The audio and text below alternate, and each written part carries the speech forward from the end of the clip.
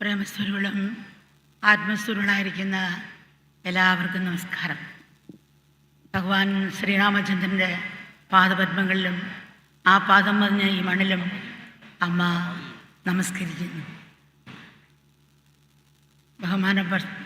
ഭാരതത്തിൻ്റെ ബഹുമാനപ്പെട്ട രാഷ്ട്രപതി ശ്രീമതി ദ്രൗപദി മുർമു, ബഹുമാനപ്പെട്ട ശ്രീ ഗവർണർ, ബഹുമാനപ്പെട്ട മുഖ്യമന്ത്രി ശ്രീ യോഗി ആദിത്യനാഥ്, സ്റ്റേജിലിരിക്കുന്ന മറ്റു ഭാഗത്തിരിക്കുന്ന ആദരണീയായ സന്യാസിമാർ, ഈ രാമജന്മഭൂമിക്ക് വേണ്ടി ജീവിതം ബലികഴിപ്പിച്ച, ജീവിതം ഒഴിഞ്ഞുവെച്ച ആ മഹത് വ്യക്തികളെ പ്രത്യേകം ഭക്തന്മാർക്കും നമ്മുടെ നമസ്കാരം. ഈ പവിത്രമായ രാമജന്മഭൂമിയിൽ എനിക്ക് വേണ്ടി പങ്കെടുക്കാൻ കഴിഞ്ഞാൽ എനിക്ക് വളരെ സന്തോഷമുണ്ട്. സനാതനത്തിൻ്റെ ഒരു പുത്തൻ സൂര്യോദയത്തിൻ്റെ പ്രതീകമാണ് ഈ അയോധ്യയിലെ മഹാക്ഷേത്രം എന്ന് പറയും. സാധാരണ നമ്മൾ മഹാക്ഷേത്രം നൂറ്റാണ്ടുകളുടെ പ്രാർത്ഥന കൊണ്ടും ത്യാഗപൂർണമായ പ്രയത്നം കൊണ്ടും വർഷക്കരിച്ചാണ് ഈ ക്ഷേത്രം. അപ്പം ഈ മഹായജ്ഞത്തിൽ പങ്കെടുത്ത, നിസ്വാർത്ഥമായി സേവിച്ചവരെയും ജീവിതം ജീവിതം ബലിയർപ്പിച്ചവരെയും ത്യാഗപൂർവ്വം സേവനം അനുഷ്ഠിച്ചവരെയും ആദരപൂർവ്വം സ്മരിക്കാനുള്ള അവസരം കൂടിയാണ് ഇത്. മഹത്തായ ഭാരത സംസ്കാരത്തിൻ്റെ ഒളിമങ്ങാത്ത ഋഷീശ്വരന്മാരുടെയും പൂർണ്ണതയാണ് ഭഗവാൻ ശ്രീരാമചന്ദ്രൻ. രാമൻ ധർമ്മത്തിൻ്റെ പര്യായമാണ്. അതുപോലെ തന്നെ സ്വഭാവശുദ്ധം മൂർത്തിയാണ്. ലോകജീവിതത്തിൽ പുലർത്തേണ്ട കുലമഹിമയുടെയും മര്യാദയുടെയും അതുല്യമായ മാതൃകയാണ് അവിടുന്ന്. വിധി അതുപോലെ തന്നെ സ്വീകരിക്കലെ രാമനും കൃഷ്ണനും ചെയ്ത് ജീവിതത്തിൽ ഓരോ സാഹചര്യത്തിലും ധർമ്മം അനുസരിച്ച് പ്രയത്നിച്ചു പുരുഷപ്രയത്നത്തിൻ്റെ മഹത്വം അവർ കാട്ടിത്തന്നു എന്നുള്ളതാണ്. എല്ലാത്തിനും ഉൾക്കൊള്ളുന്ന ഏകതയുടെ സന്ദേശം ലോകത്തിന് കാഴ്ചവെച്ച നാടാണ് ഭാരതം. അതുല്യ സംസ്കാരത്തിൻ്റെ ഒരിക്കലും ഒളിമങ്ങാത്ത പ്രതീകമാണ് രാമൻ. അപ്പം രാമൻ്റെ ജീവിതവും സ്മരണയും ജനഗ്രഹങ്ങളെ പൂർത്തീകരിക്കട്ടെ.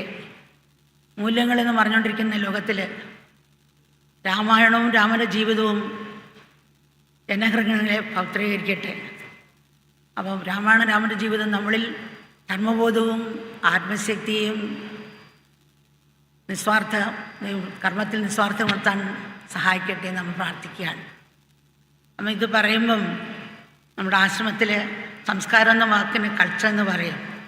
നമ്മൾ രക്തം കഫം മുതലായ എടുത്തൊരു ലാബിൽ കൊടുക്കാറുണ്ട്. നമ്മൾ കൊടുക്കുന്ന സാമ്പിൾ കോശങ്ങൾ ചില ബാക്ടീരിയ വളർത്തിയ ശേഷം ലാബിൽ സൃഷ്ടിക്കും.